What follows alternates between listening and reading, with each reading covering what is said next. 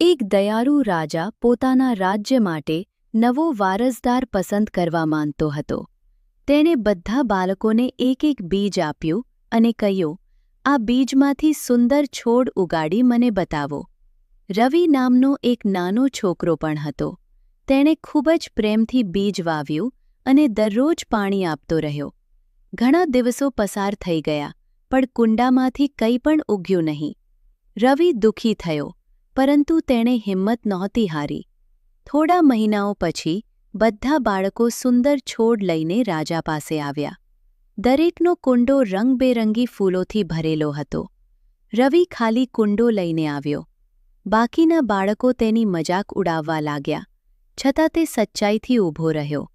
રાજા સ્મિત કરીને બોલ્યા, મેં આપેલા બધા બીજ ઉકાળેલા હતા, તેથી તેમાંથી કોઈ છોડ ઉગી શકતો નહોતો.